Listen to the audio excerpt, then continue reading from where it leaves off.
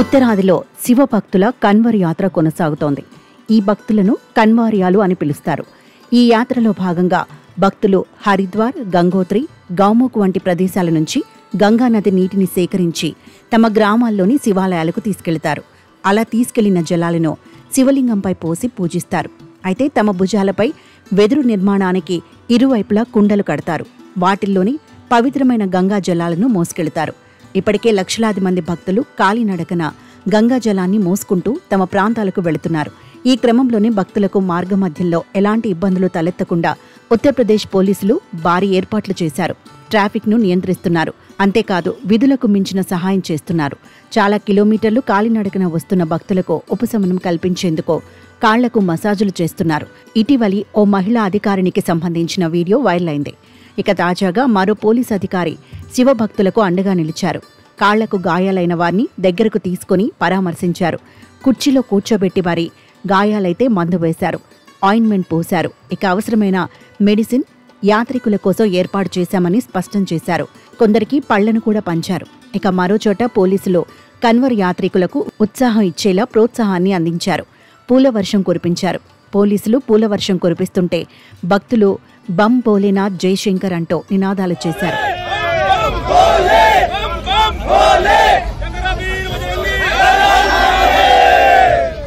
ఇలా పోలీసు అధికారులు ప్రతి చోట కన్వర్ యాత్రికుల కోసం చేస్తున్న సాయం, మానవతా దృక్పథంతో వ్యవహరిస్తున్న తీరు ఆకర్షిస్తోంది. పోలీసులపై మరింత గౌరవాన్ని పెంచుతోంది.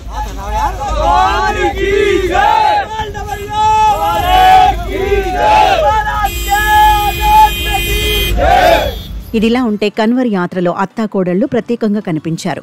హాపూర్లో ఒక కోడలు తన అత్తగారిని యాత్రలో భాగంగా భుజాలపై మోసుకెళ్లింది. ప్రేమ, భక్తిని చాటి చెప్పింది.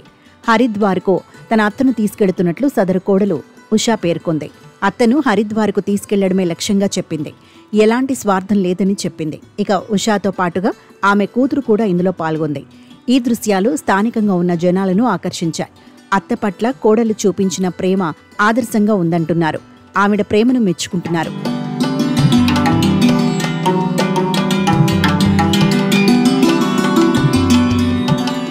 ఈ యాత్ర సందర్భంగా అలీగఢ్లో మరో ఆకర్షణీయమైన దృశ్యాలు కనిపించాయి. రెజ్లర్ విపిన్ శర్మ, శ్రవణ్ తమ గురువు పట్ల గౌరవాన్ని చాటుకున్నారు.